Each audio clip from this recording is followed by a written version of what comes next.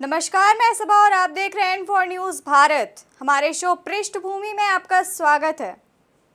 भारत में इन दिनों एक मुद्दे की चर्चा चारों तरफ हो रही है। भारत की सभी पार्टियां इसे लेकर अपना बयान जारी कर रही हैं। कोई इसके पक्ष में खड़ा होकर सैकड़ों की दलीलें दे रहा है तो कोई इसके विरोध में खड़ा है। ये मुद्दा क्या है, इसकी चर्चा जोरों पर क्यों है, पक्ष विपक्ष की क्या है इस पर राय, जानेंगे विस्तार से। दरअसल जब से 22 में विधि आयोग ने समान नागरिक संहिता यूनिफॉर्म सिविल कोड को लेकर जनता से राय मांगी है, तब से ये मुद्दा गरमाया हुआ है। ये कयास लगाए जा रहे हैं कि अब यूनिफॉर्म सिविल कोड भारत में लागू कर दी जाएगी। विधि आयोग द्वारा जनता, सार्वजनिक संस्थान और धार्मिक संस्थानों व संगठनों के प्रतिनिधियों से 1 महीने में इस मुद्दे पर राय मांगी है। हालांकि इससे पहले भी विधि आयोग ने 2016 में इस मुद्दे पर गहन विचार विमर्श प्रक्रिया शुरू की थी। 21वें विधि आयोग ने 2018 मार्च में जनता के साथ विमर्श के बाद अपनी रिपोर्ट में कहा था कि फिलहाल समान नागरिक संहिता यानी यूनिफॉर्म सिविल कोड की ज़रूरत देश को नहीं है, लेकिन पारिवारिक कानून यानी फैमिली लॉ में सुधार की बात ज़रूर की थी। विधि आयोग ने अपने बयान में कहा कि पिछले परामर्श को जारी होने की तारीख से 3 साल से अधिक समय बीत चुका है। इस विषय की प्रासंगिकता और महत्व को ध्यान में रखते हुए, तमाम अदालती आदेशों को ध्यान में रखते हुए विधि आयोग ने इस मुद्दे पर नए सिरे से विचार विमर्श करना उचित समझा। विधि आयोग के 22वें पैनल ने कहा कि पिछले पैनल द्वारा इस तरह के विचार मांगे जाने की पहल शुरू हुए वर्षों बीत गए हैं, इसलिए इस पर नए सिरे से लोगों के विचार जानने के लिए एक नई पहल की ज़रूरत है।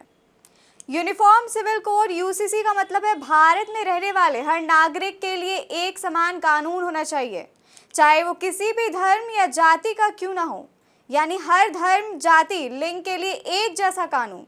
अगर सिविल कोड लागू होता है तो विवाह, तलाक, बच्चा गोद लेना और संपत्ति के बंटवारे जैसे विषयों में सभी नागरिकों के लिए एक जैसा नियम होंगे।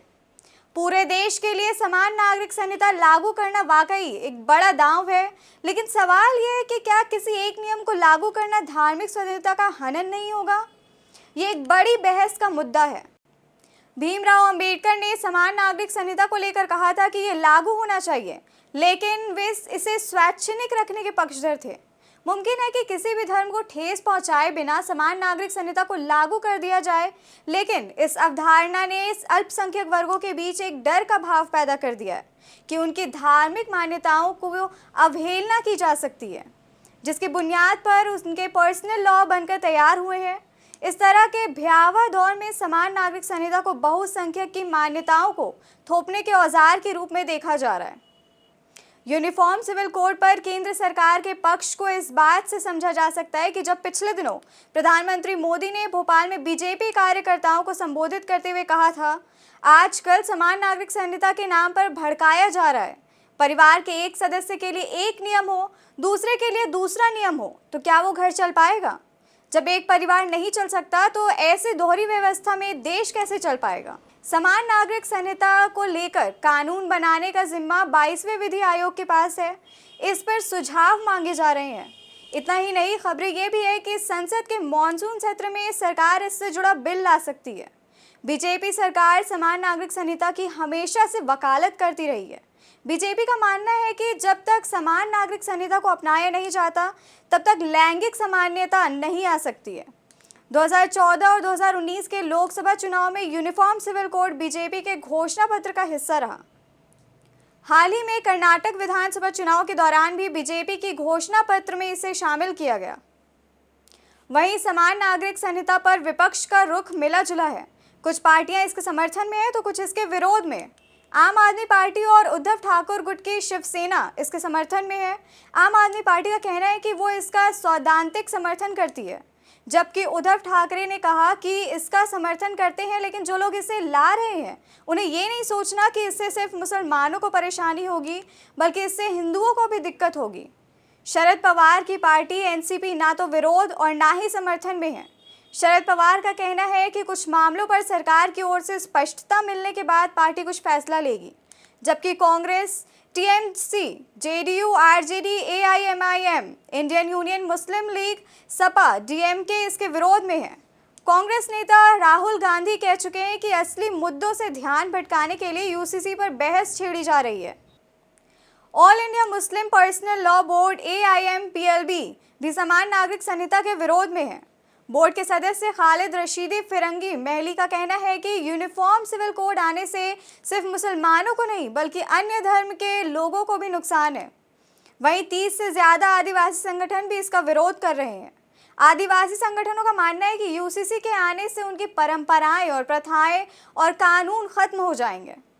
भारत में अभी अलग अलग धर्मों के अपने अपने कानून हैं, जैसे हिंदुओं के लिए हिंदू पर्सनल लॉ, मुस्लिमों के लिए मुस्लिम पर्सनल लॉ। ऐसे ही UCC का उद्देश्य इन व्यक्तिगत कानूनों को खत्म कर एक सामान्य कानून लाना है। आइए जानते हैं कि UCC अगर लागू होता है तो किस पर क्या प्रभाव पड़ेगा। अगर UCC आता है तो हिंदू विवाह अधिनियम 1955, हिंदू उत्तराधिकारी अधिनियम 1956 जैसे मौजूदा कानूनों को संशोधित करना होगा। उदाहरण के लिए हिंदू विवाह अधिनियम की धारा 2 कहती है कि इसके प्रावधान अनुसूचित जनजातियों पर लागू नहीं होंगे। कानून की धारा 5 और 7 में कहा गया कि प्रथागत प्रथाएं प्रावधानों पर हावी रहेंगी, लेकिन UCC आने के बाद इनकी छूट नहीं मिलेगी। मुस्लिम पर्सनल शरीयत एप्लीकेशन एक्ट 1937 में कहा गया है कि शरीयत या इस्लामी कानून के तहत शादी, तलाक और भरण पोषण लागू होगा। लेकिन अगर UCC आता है तो शरीयत कानून के तहत तय विवाह को न्यूनतम उम्र बदल दी जाएगी, बहुवैवाहिक जैसी प्रथाएं खत्म हो जाएंगी। सिखों के शादी संबंधित कानून 1909 के आनंद विवाह अधिनियम के अंतर्गत आते हैं। हालांकि इसमें तलाक का कोई प्रावधान नहीं है। ऐसे में तलाक के लिए उन पर हिंदू विवाह अधिनियम लागू होगा। लेकिन अगर UCC आता है तो एक सामान्य कानून भी समुदायों पर लागू होने की संभावना है। ऐसे में आनंद विवाह अधिनियम भी खत्म हो सकता है। पारसी विवाह और तलाक अधिनियम 1936 में प्रावधान है कि जो भी महिला किसी अन्य धर्म के व्यक्ति से शादी करती है वो पारसी रीति रिवाजों और रीति रिवाजों के सभी अधिकारों को खो देती है। इसके अलावा पारसी धर्म में गोद ली हुई बेटियों को अधिकार नहीं दिए जाते हैं, जबकि गोद लिया बेटा सिर्फ पिता का अंतिम संस्कार कर सकता है। ईसाई तलाक अधिनियम 1869 की धारा 10A1 के तहत आपसी सहमति से तलाक के लिए आवेदन देने से पहले पति पत्नी को कम से कम 2 साल तक अलग रहना अनिवार्य है। लेकिन UCC आने के बाद ये सभी अधिनियम खत्म हो जाएंगे। UCC को लेकर आदिवासी समाज में भी डर बना हुआ है। आदिवासी समाज परंपराओं, प्रथाओं के आधार पर चलता है। ऐसे में UCC आने से उनके सभी प्रथागत कानून खत्म हो जाएंगे। CNT यानी कि Chota Nagpur tenancy act, Santhal Pargana tenancy act, SPT act, PESA act के तहत आदिवासियों को झारखंड में ज़मीन को लेकर विशेष अधिकार है। UCC के लागू होने से ये अधिकार खत्म हो जाएंगे। UCC के लागू होने से पूरे देश में विवाह, तलाक, विभाजन, गोद लेने, विरासत और उत्तराधिकारी एक समान हो जाएगा। ऐसे में महिलाओं को संपत्ति का समान अधिकार मिल जाएगा। हालांकि शुरुआत से ही समान नागरिक संहिता भारत के संविधान के अनुच्छेद 44 का हिस्सा है। संविधान में इसे नीति निर्देशक तत्व में शामिल किया गया है। संविधान के अनुच्छेद 44 में कहा गया है कि सभी नागरिकों के लिए समान नागरिक संहिता लागू करना सरकार का दायित्व है। अनुच्छेद 44 उत्तराधिकारी, संपत्ति अधिकार, शादी, तलाक और बच्चे की कस्टडी के बारे में समान कानून की अवधारणा पर आधारित है। फिलहाल भारत में गोवा अकेला ऐसा राज्य है जहां यूनिफॉर्म सिविल कोड काफ़ी पहले से लागू है। दरअसल गोवा पर पुर्तगालियों का कब्जा हुआ करता था। पुर्तगालियों ने ही पोर्चुगीज सिविल कोड को गोवा में लाया था और तब से आज तक यहाँ UCC लागू है। अब कह सकते हैं कि पुर्तगाली गोवा से बेशक चले गए लेकिन UCC को वहीं छोड़ गए, जबकि पुर्तगाल खुद अपने देश में इस कानून को नए सिविल कोड से बदल चुका है। गोवा में लागू यूनिफॉर्म सिविल कोड को गोवा सिविल कोड के नाम से भी जाना जाता है।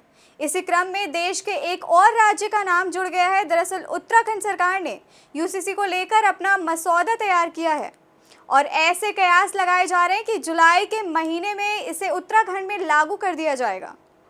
लेकिन सवाल ये भी उठता है कि आज़ादी के इतने सालों के बाद भी अभी तक यूनिफॉर्म सिविल कोड लागू क्यों नहीं हो पाया। आज़ादी के 75 साल में एक समान नागरिक संहिता और पर्सनल लॉ में सुधारों की मांग होती रही है, लेकिन धार्मिक संगठनों और राजनीतिक नेतृत्व में एक राय नहीं बन पाने के कारण ऐसा अब तक नहीं हो सका। यहाँ तक कि अभी भी सुप्रीम कोर्ट में कई याचिकाएं दायर हैं।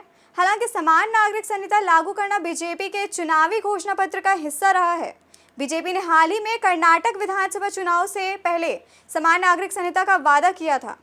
उधर उत्तराखंड जैसे राज्य अपनी समान संहिता तैयार करने की प्रक्रिया में है और ऐसा कहा जा रहा है कि बीजेपी अपने घोषणा पत्र के एक और मुद्दे को पूरा करने में लग गया है।